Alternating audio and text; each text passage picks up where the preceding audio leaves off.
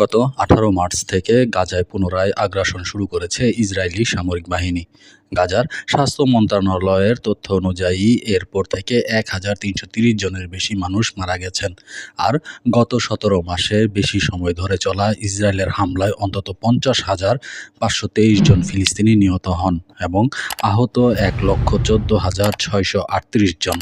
এই সামরিক হামলা ও ফিলিস্তিনের ভূখণ্ডে ইসরায়েলের কিছু ক্লাব অবস্থানের কারণে গত বছর মে মাসে দেশটিকে আন্তর্জাতিক ফুটবলে নিষিদ্ধের দাবি জানিয়েছিল ফিলিস্তিনি ফুটবল অ্যাসোসিয়েশন। ফিফা গত অক্টোবরে জানায় এই বিষয়ে তদন্ত করা হবে।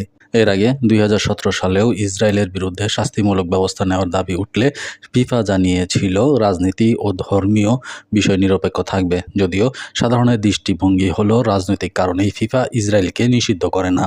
এই নিয়ে গত মাসে যুক্তরাজ্য ভিত্তিক ওয়েবসাইট মিডল ইস্ট আইতে ফিফা কেন ইসরায়েলকে শাস্তি দেয় না শিরোনামে প্রতিবেদন লেখাটি স্কটিশ লেখেন জলবায়ু কর্মী কোল ম্যাককাইল।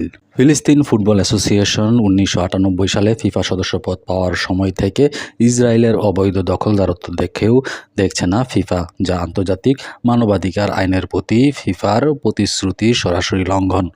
দশকের পর দশক ইসরায়েলের ফুটবল অ্যাসোসিয়েশনের ইন্ধনে অবৈধভাবে জায়গা দখল করে আছে ফুটবল ক্লাবগুলো, যা পরিষ্কারভাবে ফিফার আইনের পরিপন্থী, যেখানে বলা হয়েছে সদস্য অ্যাসোসিয়েশন এবং তাদের ক্লাবগুলো আরেকটি সদস্য অ্যাসোসিয়েশনের অঞ্চলে তাদের অনুমতি ছাড়া খেলতে পারবে না।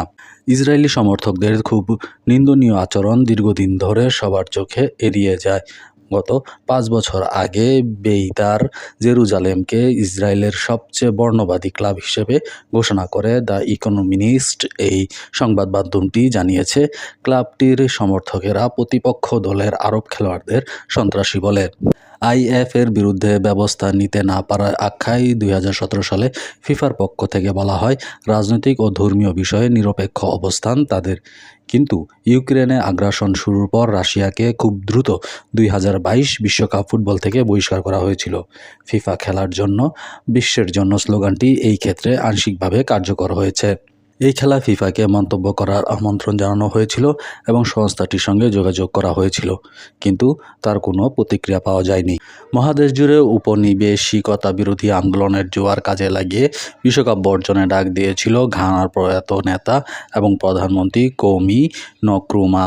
আফ্রিকান ফুটবল ফেডারেশন সব সদস্য সেই বিশ্বকাপের বাছাই পর্ব বর্জন করে, যে কারণে পরে ফিফা জরিমানাও করেছিল। তবে সেই বর্জনের ডাক পরে সফল হয়। 4 বছর পর 1970 সালে বিশ্বকাপে আফ্রিকা মহাদেশ থেকে স্থায়ী জায়গা রাখা হয়। গাজার ফুটবল সংশ্লিষ্ট স্থাপনাগুলো ইসরায়েলের যেভাবে ধ্বংস করছে সেটা অবশ্যই এইভাবে বুঝতে হবে যে ফিলিস্তিনের প্রতিটি জায়গায় ইসরায়েলি সামরিক বাহিনী যেভাবে যুদ্ধ করছে তার লক্ষণের সঙ্গে মিল আছে।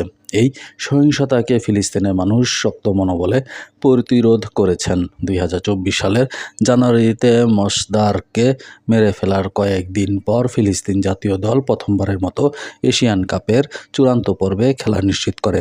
একটি জাতিকে মুছে ফেলতে এই বাধাটুকু ফুটবল বিশ্বের সংগতি পাওয়ার দাবিদার। গত মাসে সেল্টিকের সমর্থকেরা ইসরায়েলকে লাল কার্ড দেখাও নামে ফিফার জন্য প্রচারণা শুরু করে। স্পেন, মরক্কো থেকে আয়ারল্যান্ডেও অনেকে সেল্টিক সমর্থকদের সুরে সুর মিলিয়েছেন। ফুটবলের নিয়ন্ত্রক সংস্থা সাম্রাজ্যবাদের পক্ষে অপরাধগুলোকে যখন দশকব্যাপী বৈধতা দিয়ে আসছে, তখন পৃথিবী আঙ্গিনায় ফিলিস্তিনি পতাকা শোভা পাচ্ছে।